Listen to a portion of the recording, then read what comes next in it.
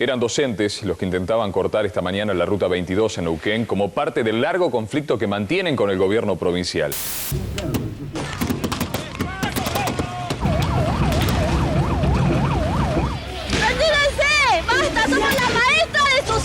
Hubo una cacería de la policía hacia los trabajadores. Realmente repudiable el hecho de la política de Jorge Marzovic.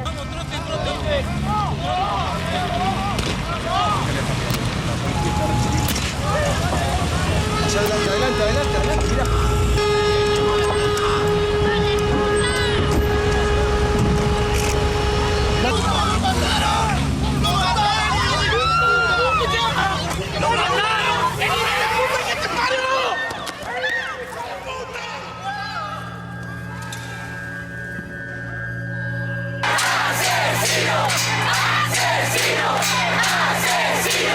Y era un docente porque enseñaba química, enseñaba física, pero enseñaba dignidad. Enseñaba a vivir en las peores escuelas de la provincia, en las más marginales. Y de ahí sacaba toda la fuerza que tenía para que los alumnos de él no aprendieran solamente química, aprendieran que tenían la posibilidad de vivir si pensaban, si eran críticos. Por eso era un docente. Y en cambio, los que lo mataron son traficantes. Este gobierno es un traficante de vidas, así como trafica con todo lo que tiene. Y ese es el mensaje que tiene que quedar desde esta provincia del sur para todo el país.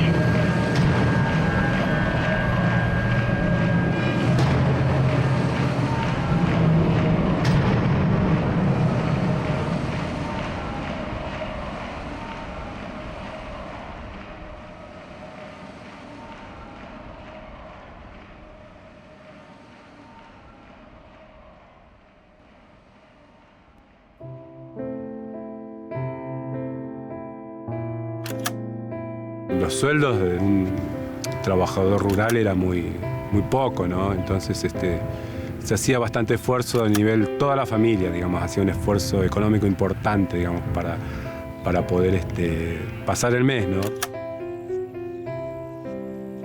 Mis padres nos regalaban juguetes, digamos, para la fiesta o para el cumpleaños, y los cuidábamos muchísimo esos juguetes. Nos hacíamos nuestros propios barriletes, ¿no? Lo mismo que usamos para pescar, lo usamos para jugar con los barriletes. Entonces había que cuidarlo doble sentido, porque si no nos quedábamos sin pescar y sin remontar los barriletes.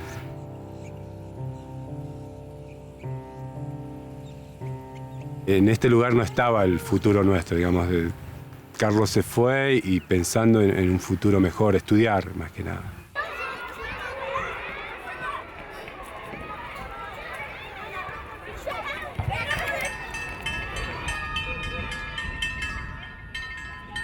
Entonces uno sabía que dentro del grupo, Carlos, sus hermanos, tenían sus cualidades especiales. Y Carlos era un chico que le gustaba estudiar.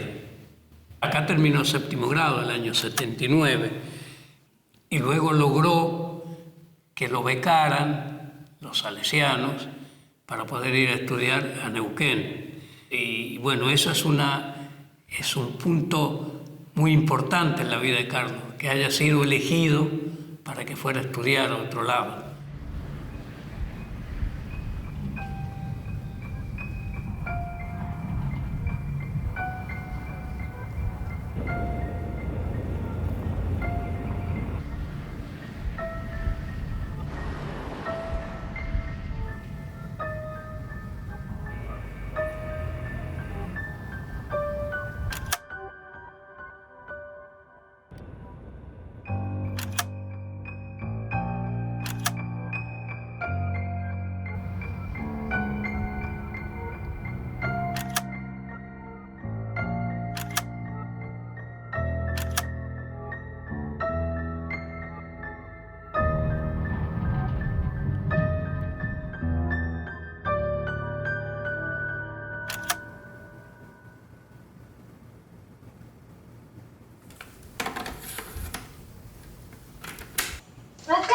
Ahí está.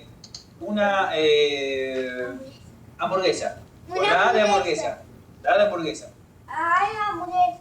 Ah, ¿verdad? Cuando llegué a Neuquén en el año 89, Me acuerdo que a mí lo que más me impactó en ese momento de Carlos fue que lo vi con un brillo especial en sus ojos.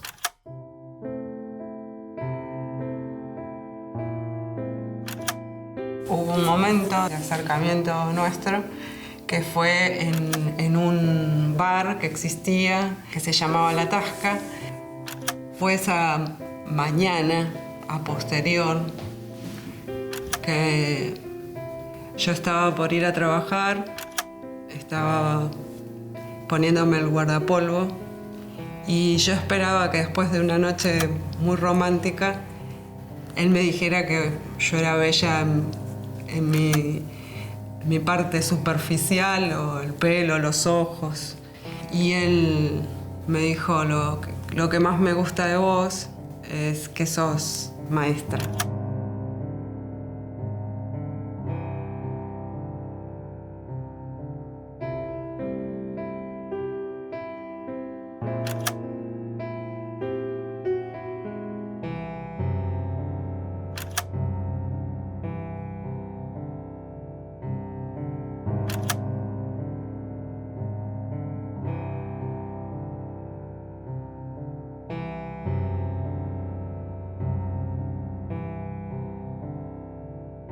Creo que hubo 3 momentos en la vida de Carlos muy plenos, que fueron el nacimiento de Camila, el nacimiento de nuestra segunda hija Ariadna y el día que se recibió de maestro.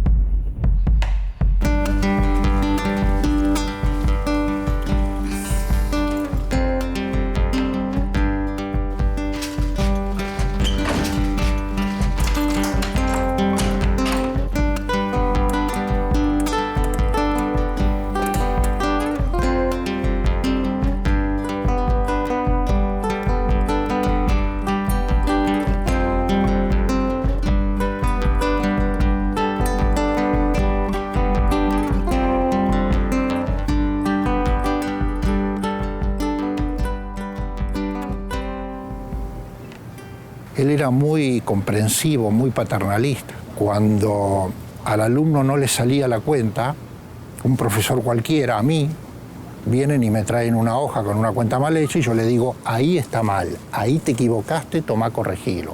Fuentealba, ¿qué hacía? Agarraba la hoja, ponía la hoja en el banco, sentaba al chico al lado de él y le decía, vamos a ver en qué nos equivocamos, vamos a ver por qué este ejercicio no nos dio. Del CEPEN 69, por voto unánime, el rey es Carlos Morales.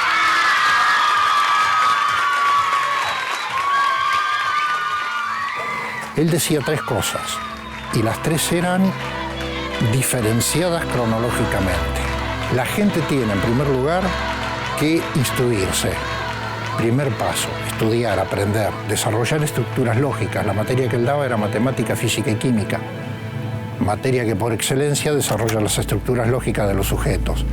El segundo paso era la comprensión de la realidad y de la concientización de que uno pertenece a una clase social determinada y que esa clase social es antagónica con los intereses de la otra clase social, de la clase alta. Cuando uno tiene conciencia de la clase social a la que pertenece y tiene intelectualmente las herramientas para luchar, recién ahí entraría la tercera etapa, que es la lucha social. Recién ahí una persona puede luchar por sus derechos. ¿Vos habías vuelto? Sí. Se ve así como el deterioro del abandono, ¿viste? Con Carlos Fuentealba teníamos física y Química. todos los otros, química y todos los otros profesores. Sí. Y el año anterior tuvimos en el aula ante matemática con Fuentealba. Que en realidad nosotros siempre le dijimos el profe. Yo la verdad que mucho Fuentealba no le decía. El profe. Teníamos profesores que venían un día y después se iban porque primero no sabían a dónde quedaba el CEPEN 69 y no sabían que vivía gente en las condiciones que ellos veían alrededor. Estaban los otros profesores que se quedaban, pero con una mirada muy acotada, diría yo, de la realidad, o totalmente insensible, donde nos hacían trabajos áulicos, muy alejados de nuestra realidad. Estábamos recién peleando tener agua o tener luz en nuestra casa o ponerle algo a la olla. Fue una de las cosas que más nos marcó, esto de que nos estuvo diciendo todo el tiempo: a ver, chicas, ustedes qué es lo que quieren, miren por la ventana. Eran todas casillas de madera. ¿Qué es lo que esperamos? Queremos que esto cambie, queremos mejores condiciones para todos. Este es el lugar donde hay que comenzar. Es acá donde ustedes tienen que arrancar. En una oportunidad, el profe nos da un trabajo práctico, evaluativo, y significaba el cierre de nota. Yo en ese momento si bien tenía la bebé, también tenía adolescentes, dos nenas adolescentes que uno intenta darle el ejemplo. Y entonces quería pasar ese trabajo práctico y tener buenas notas. Cuando intenté hacerlo, no lo entendía, para mí era chino básico. Internamente pensé: abandono, ya está, ya esto no es para mí. Seguiré mi casa como pueda. Y me fui a mi banco, yo me sentaba al fondo, me fui al banco, preparé mis cosas y me estaba yendo. Y con mucha firmeza me dice: a ver, siéntese, vamos a ver este trabajo. Usted acá no es que no puede, si usted se lo propone, usted lo puede hacer. Y empezó a involucrarme él, yo sin darme cuenta, en el trabajo, y en un momento me encontré con que ya lo estaba haciendo yo. Él creyó en mí, yo no creía en mí, él sí lo creía y me hizo verlo. Nos empujaba y nos daba aliento de que podíamos proyectar, incluso, y podíamos soñar, nos permitía soñar, cosa que uno a veces en lo cotidiano se va olvidando. Y entonces soñé, ¿por qué no hacer una carrera? ¿Y por qué no la de docencia? Y hoy me encuentro haciendo la mitad de la carrera, me faltan 2 años, pero ¿por qué no yo ser mañana un docente?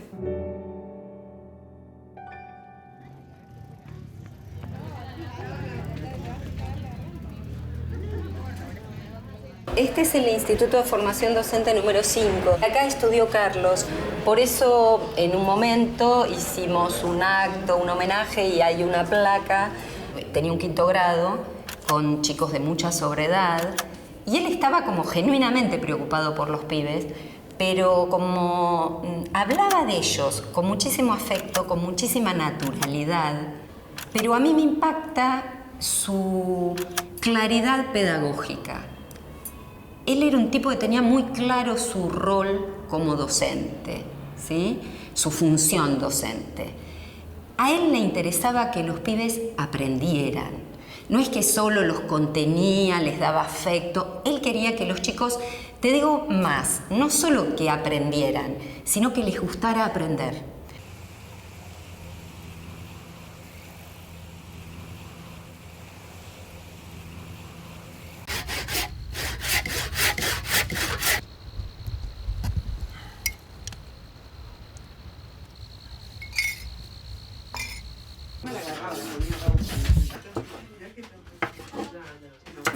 Tantos años de militancia, tanto de lo que es el sistema tan terrible,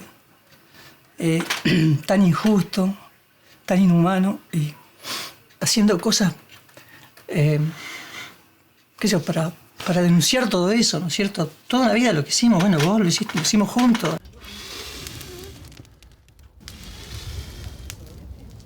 Carlos empieza a ver los periódicos que llegaban, porque bueno, como todo militante, el que conoce el MAS sabe que en aquella época era militancia con el periódico en la mano, ¿viste? Ofreciendo el periódico y todo.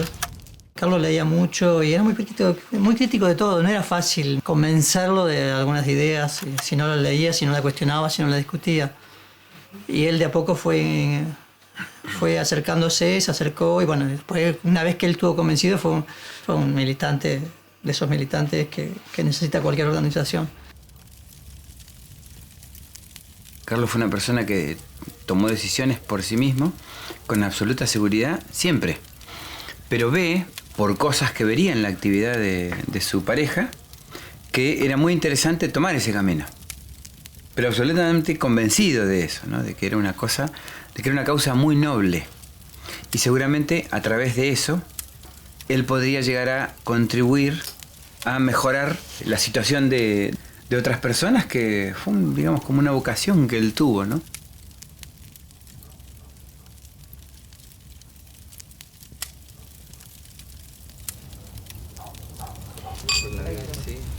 Por lo que sigue, por lo que se deja, por lo que dejó, ¿no? Fue bastante.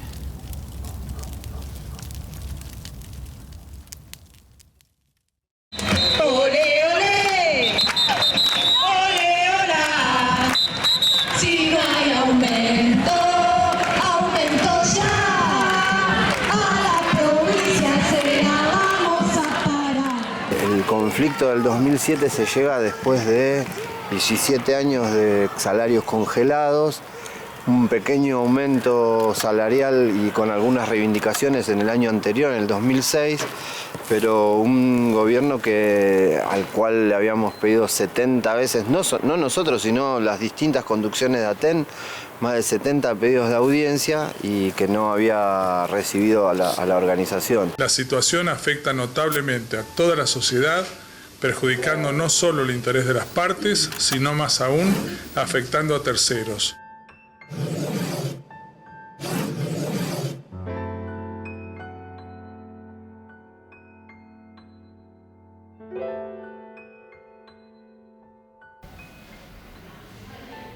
Arroyito está a unos pocos kilómetros de acá. O sea, en este lugar, que es la seccional de nuestra organización, era donde confluyeron todas las seccionales que estaban convocadas. Y bueno, obviamente acá donde nos reunimos previamente a eso, ¿no? Ya habíamos hecho algunas acciones en las rutas durante la semana previa, y lo que venía como consecuencia de eso era profundizarla con una medida de corte más contundente. En algún punto lo que implicaba eso era dar una señal de que estábamos, digamos, se podía llegar a aislar, no sé si aislar, pero sí a aislar el interior provincial con la capital. Si Neuquén fuera un país, sería una potencia mundial. Siendo gobernador, actué como presidente. Por eso la provincia tiene la tasa delictiva más baja del país y el plan de seguridad modelo en Latinoamérica. Lo hice por Neuquén. Lo voy a hacer por Argentina. Estoy 100% preparado. Sobi estaba muy centrado en sí mismo, en que él era candidato a presidente y le había prometido a la sociedad que él sabía cómo parar las protestas sociales. Aquí estamos, los trabajadores de la educación, reclamando y exigiendo un salario que nos permita vivir con dignidad. Siempre nosotros habíamos hecho la idea, por lo menos, de que la policía con los docentes no reprimía de la misma manera que con otros trabajadores. Tal vez porque los docentes éramos los maestros de sus hijos, o porque sus esposas eran maestras. Permanentemente, históricamente, antes de la represión siempre hubo una instancia de negociación que de las dos partes intentaban evitar la represión.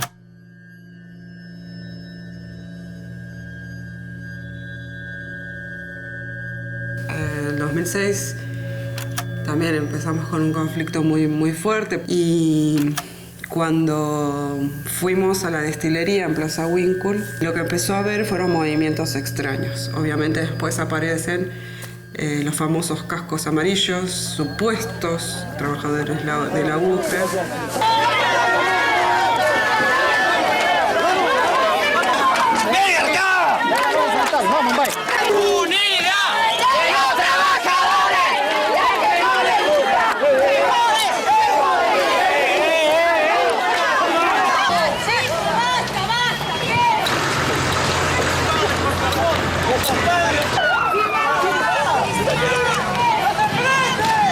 La policía no intervenía, y que esa no intervención de la policía significó la represión a los docentes.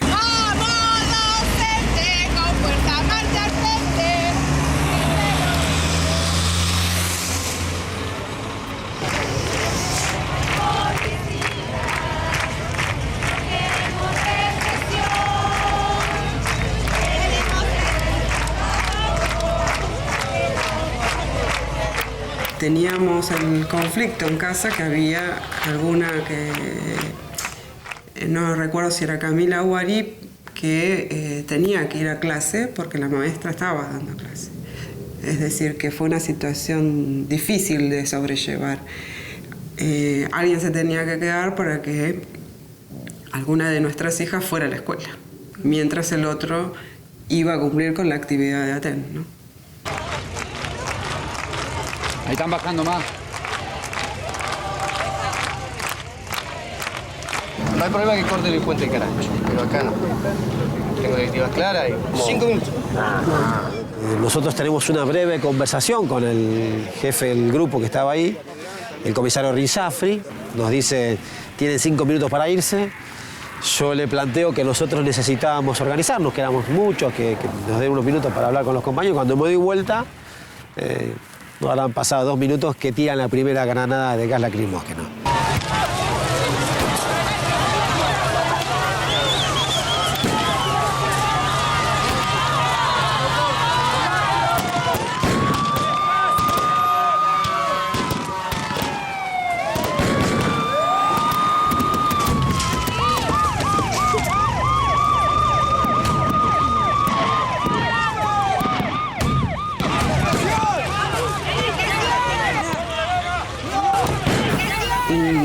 Carlos se refugia en la estación de servicio.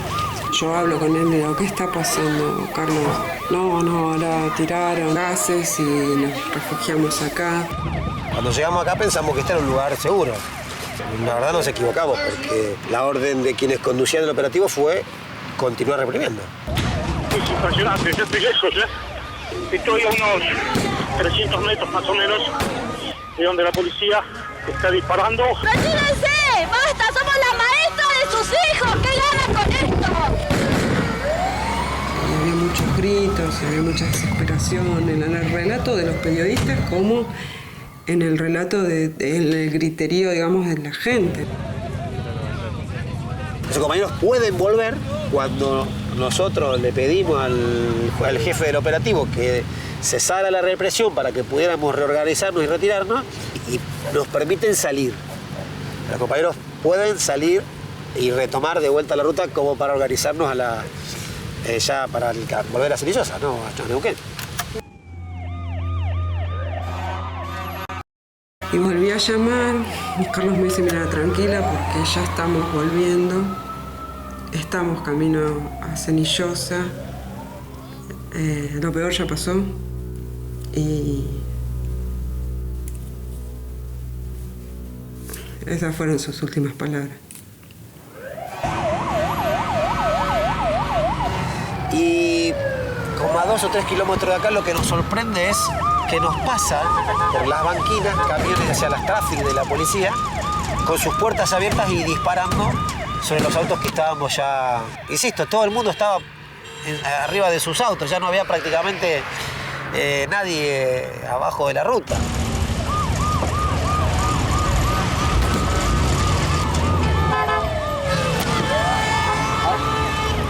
Adelante, mirá.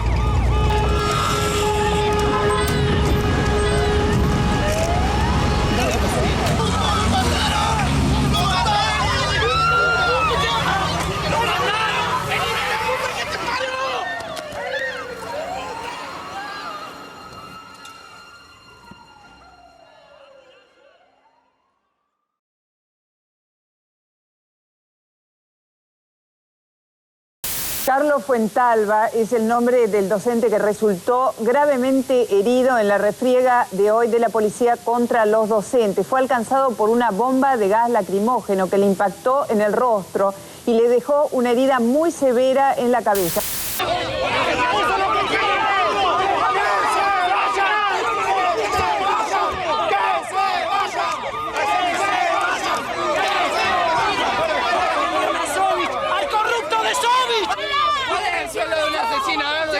¡Hola, rompa, se lo reclama a la señora! ¡Te mataron a alguien! ¿Estás contento?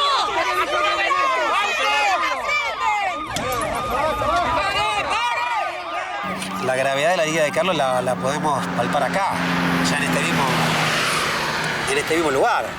Entonces, lo primero que resolvemos es retirarnos, volver a Cerillosa. En Cerillosa se hace un plenario con las seccionales que estaban en este lugar, porque había otras que estaban en Bañelo, que recién se estaban enterando. El principio era reagruparnos y marchar hacia la Casa de Gobierno, que fue lo que se hizo, ¿no?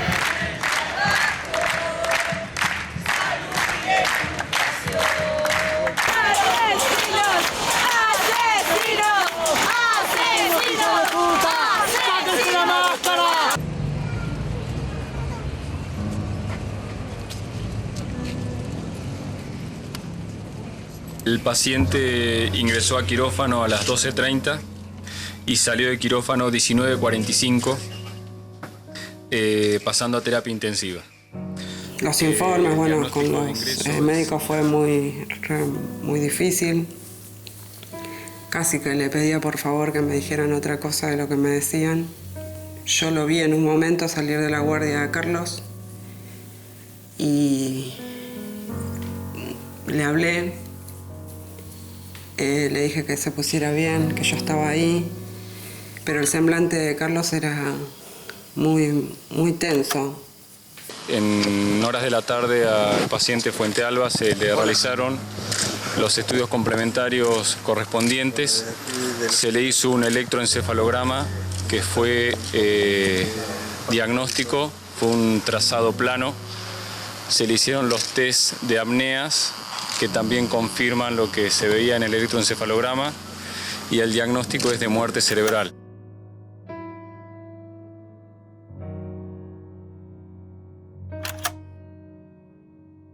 Y bueno, cuando yo lo volví a ver después de que le habían intervenido, supe que en realidad Carlos ya había ingresado al hospital muerto, porque el semblante era el mismo. Cuando me despedí de él le dije 3 cosas. Te amaré por siempre.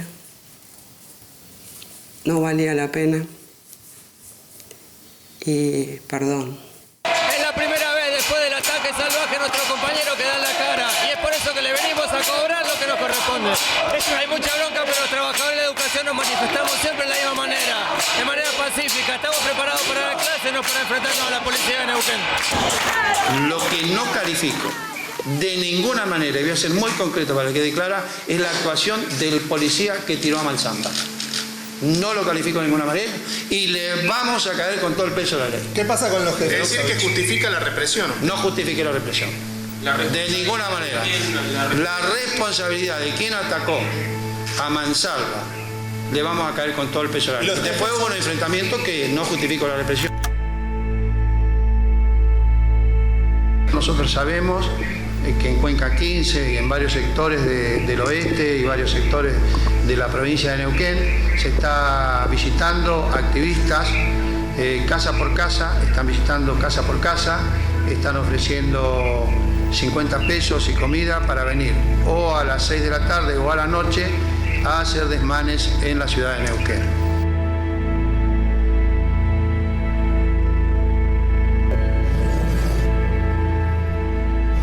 Yo no sabía bien todo lo que pasaba afuera, tampoco me interesaba mucho. Pensaba cómo iba a volver a casa.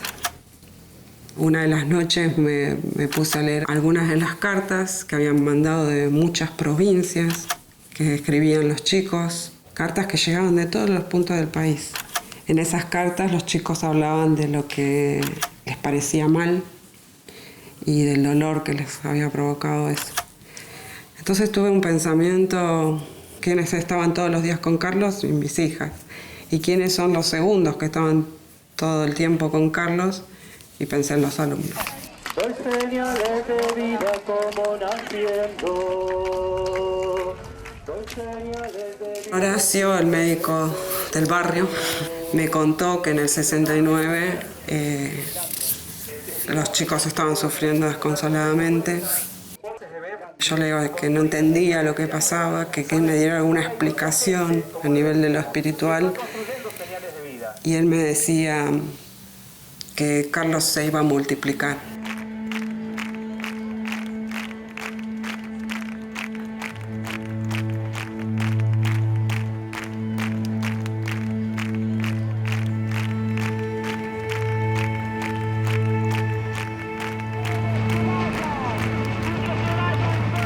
esa noche, rodeada de mi familia, de mi hermana, de mi cuñado, de mi mamá y mi papá. Mi mamá me dijo las palabras más importantes, que se las voy a agradecer por siempre. Todos hablan de Carlos, me dijo.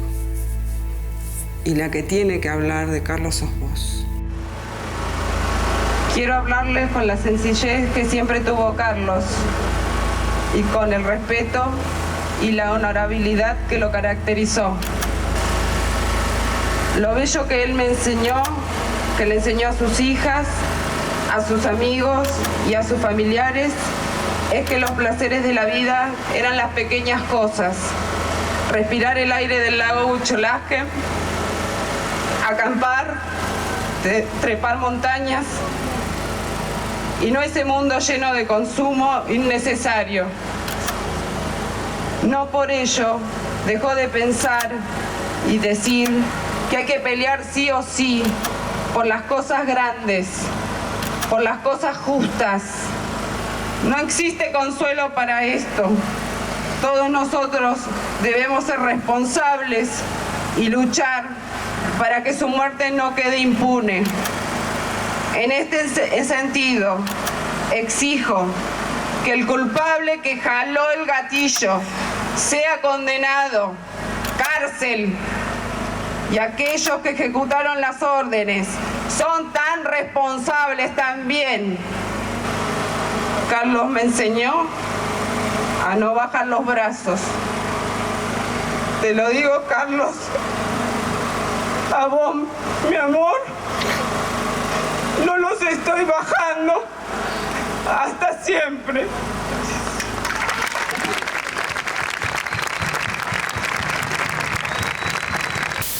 Pasada la medianoche, el campamento frente a Casa de Gobierno comenzó a levantarse. En una iglesia evangélica y a puerta cerrada, representantes del gremio y del gobierno habían sellado el acuerdo salarial que descomprimió la extrema tensión vivida las últimas semanas. Un acuerdo celebrado con mucha moderación por ambas partes. Nosotros creemos que se ha dado un paso muy importante. Acá hay 1.400 compañeros a planta permanente, hay cuestión jubilatoria, una recomposición salarial que reacomoda cuestiones que venían reclamándose hace mucho tiempo. Obviamente esto no cubre toda la demanda de la organización, ¿no? Seguimos exigiendo juicio y castigo a los culpables, seguimos exigiendo la renuncia al gobernador, porque seguimos reclamando que se haga justicia con el compañero Fuente Alba y en realidad con todos los trabajadores.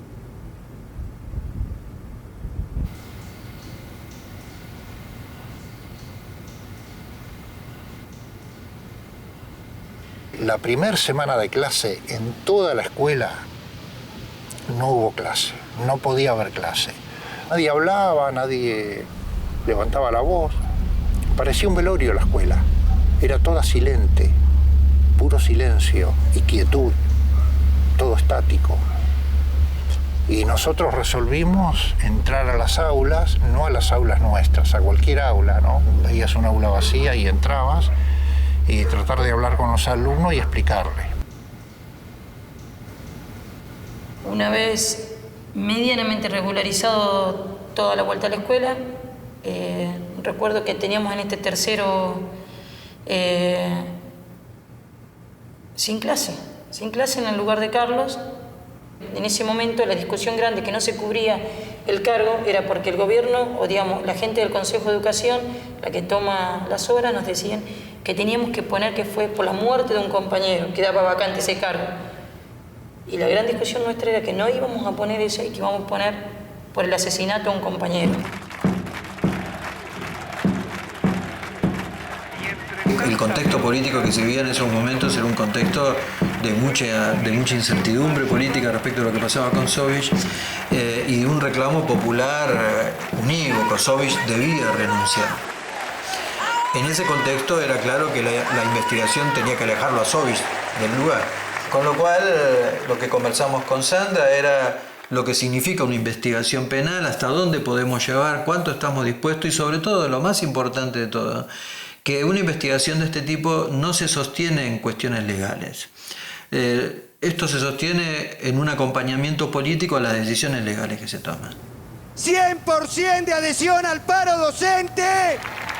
miles y miles, innumerables firmas al petitorio y miles de docentes movilizados en Capital y en todo el país. En la primera parte de la causa que se refiere a Darío Poblete, mi abogado no pudo presentar las pericias de parte de la querella. Solamente han sido consideradas las del fiscal Trincheri.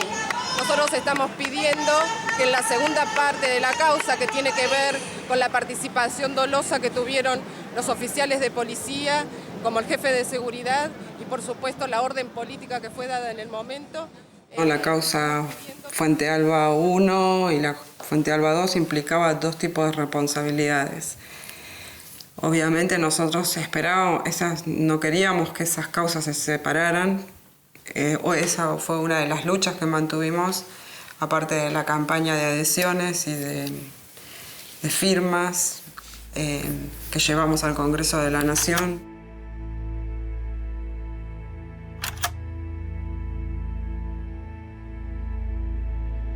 Siempre yo sentí esa red, ese colchoncito, que fue la COGAPRE, que fue el sindicato, que más grande fue también la CETERA. Un colchón político, que no estamos hablando estrictamente de lo humano, que también lo fue, pero la necesidad de un colchón político para sostener que el autor intelectual y que implicaba algo difícil.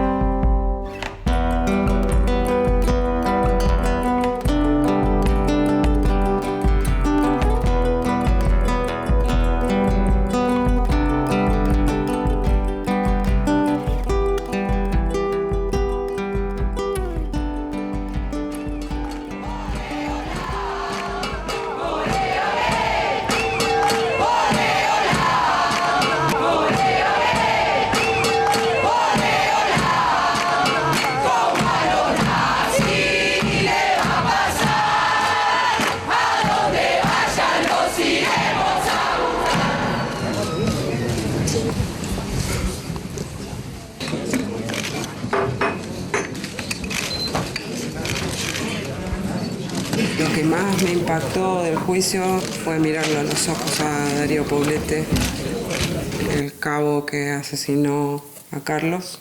Él me miró y no bajó, digamos, los ojos en ningún momento y pude ver claramente que no tenía ni un poquito de arrepentimiento.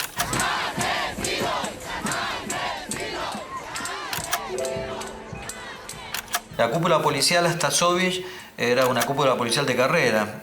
Las escuelas de capacitación de la policía tenían cursos sobre derechos humanos, de garantías constitucionales, de cómo trabajar un caso sin violentar los principios que nuestra Constitución establece, etc.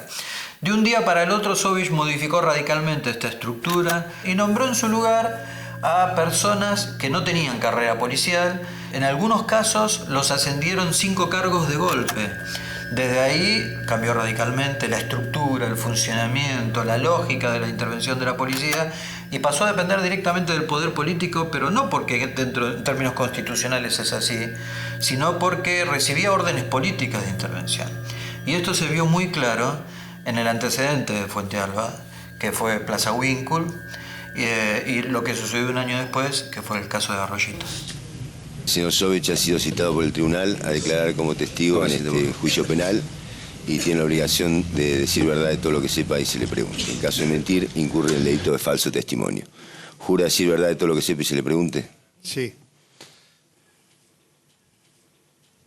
Estoy aquí no solamente porque existe una citación que, como dije antes, no la he recibido, pero me han manifestado que existe, sino también porque creo que es mi obligación. Pero al mismo tiempo quiero manifestarle al tribunal que no estoy dispuesto a contestar ninguna pregunta que tenga la intencionalidad de incriminarme. Y durante la hora y media que le hicimos preguntas, no recordaba nada. Incluso no recordaba las entrevistas televisivas, sus dichos en entrevistas televisivas.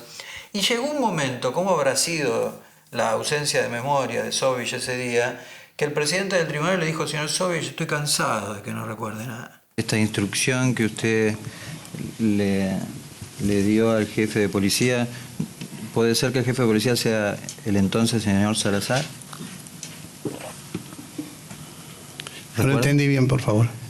Con lo cual, si hay algo que confirmamos con su declaración, por sus propias frases y por su comportamiento, es que él se siente que corre riesgo de una investigación. En esta sala, esa persona que vos reconociste, ¿está presente? Sí, está en mano izquierda. Por favor, la señalás. Aquí derecha. Es él. La evidencia central que había contra Poblete era el reconocimiento de una testigo, era la que lo vio en la fila de policías y lo reconoció como el que había visto antes disparar y lo señaló desde un principio. La pericia balística que acreditaba que ese cartucho era el que había sido disparado por la escopeta que portaba el señor Poblete, porque fueron secuestradas las escopetas. Y empezamos a repasar los videos que había disponibles de la causa por las dudas. La Fiscalía no se dedicó a investigar eso. Nos tuvimos que dedicar nosotros a hacerlo, que no era más que el mismo video descompuesto en fotogramas.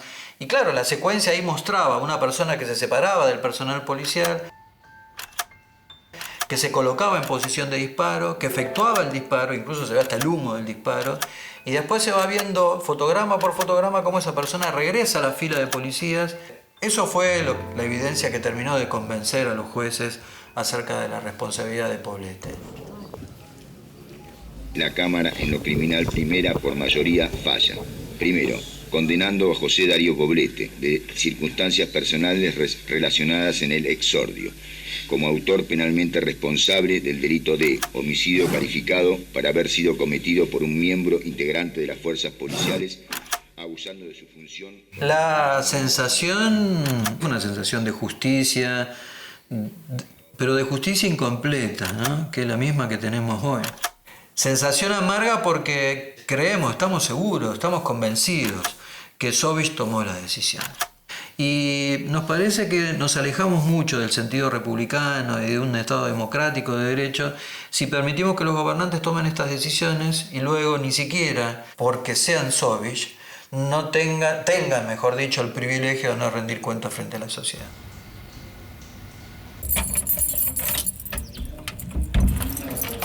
En el año 1928, escrito por Flores y Liceo, todavía quedan 2 viernes. A veces atrapa esta casa como si uno pudiera volver y en esa vuelta volviera Carlos con nosotros. Tal vez algún día podamos volver y estar bien. No me planteo eso en este momento. Sí es claro que es la casa que Carlos hizo para mis hijas, que hicimos juntos, y que algún día ellas son las que tienen que decidir sobre esto.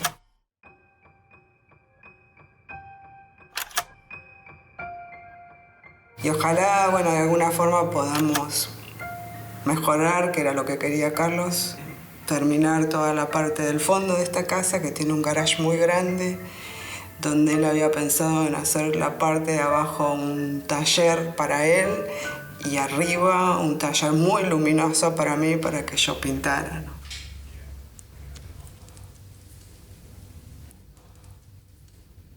Cuando pasa el asesinato de Carlos, bueno, ahí yo digo que enterré los lápices, los pinceles, el guardapolvo. Tardé mucho en volver a dibujar. Mi mamá me dijo, ¿por qué no te vas? Haces un viaje con las chicas. Y bueno, así fue como en el 2007 fuimos a conocer un lugar nuevo.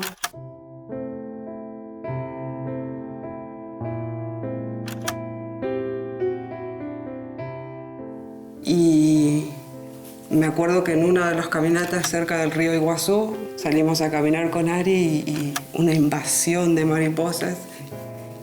Y mientras volaban las mariposas alrededor nuestro, nos sonreímos con Ari. En ese momento mi hermano, Alberto, me manda un mensajito que dice que el guerrero que muere en batalla vuelve transformado en mariposa.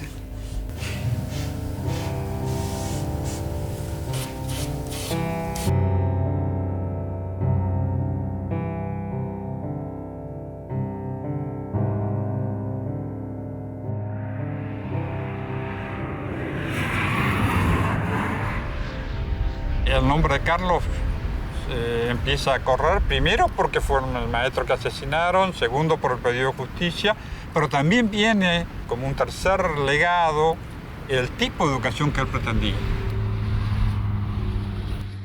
El qué enseñar, para qué enseñar y al servicio de quién enseñar. Entonces había hecho de la educación una manera de descubrir el mundo y poder hacer que los chicos descubrieran el mundo y pudieran encontrar su lugar en el mundo, como él lo había vivido. Lo que no califico de ninguna manera, y voy a ser muy concreto para que quede clara, es la actuación del policía que tiró a Malzamba. No lo califico de ninguna manera y le vamos a caer con todo el peso de la ley. El hecho de que este hombre haya salido en forma a cara descubierta, a plena luz del día y todo eso, nos hace sospechar que ha sido más de una vez este poder político, este poder judicial, que no investiga las responsabilidades políticas de la corporación policial, de esos que fueron los que ocultaron a Poblete antes del disparo, de los que ocultaron a Poblete después del disparo, que contribuyeron al accionar de Poblete, que es la causa Fuente Alba II. Esos mismos son los que hoy están dejando libre a Poblete salir de un lado para otro. Uno de los psicólogos que se acercó a ayudarme en esta situación me dijo: Sandra lucha de día y duele de noche. Y en ese doler de noche buscaba cosas de Carlos, ¿no? Y entre esas cosas apareció esta libretita, ¿no? Lo raro es que él escribía muchas cosas pero no las titulaba. Este sí está titulado.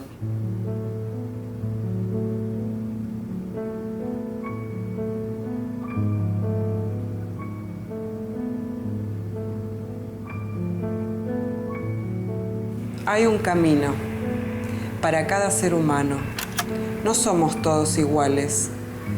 Hay que transitarlo con mucha confianza y respetando el camino del que está al lado. Sin egoísmo, humildemente, sencillamente. Hacer o no hacer, pero enfrentarlo todo. Analizándolo, escuchando, criticando, pero estar. Ser uno, pisar la tierra de nuestro camino, saborearla, catarla, beberla, chuparle el tuétano a la vida, sin miedo, sin egoísmo, no pensar si sale bien o mal.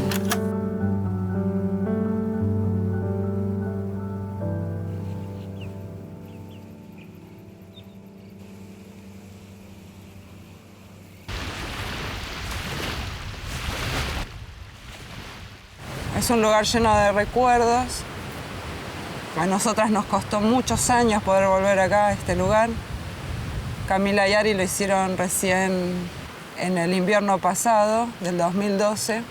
Y eso fue algo que a mí me reafirmó que este lugar que seguramente llegamos por Carlos, que elegimos por él, se había convertido ahora en el lugar nuestro. Nuestra familia tiene este ritual, que es el de poder traer las cenizas de Carlos acá y liberarlo de estar en un lugar que ninguna de nosotros queremos que esté. Es real que hay un sentimiento que en nosotros como familia, que está la cuestión de la justicia necesaria para que esto pueda, digamos, tener un cierre, ¿no? Tanto su hermano, sus hijas, mis sobrinos, sus alumnas, sus amigos, mis padres, sus padres. Y obviamente yo pienso que también será mi lugar, ¿no? Acá.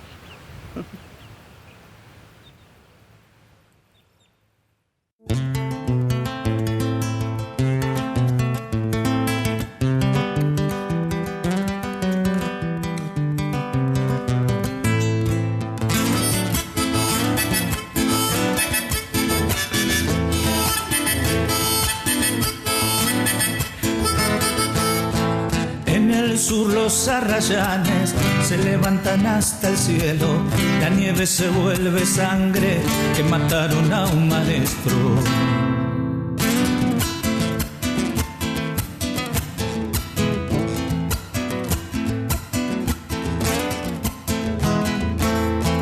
Juegan chicos en la escuela y la bandera lleva dentro un crepo negro en el blanco que mataron a un maestro.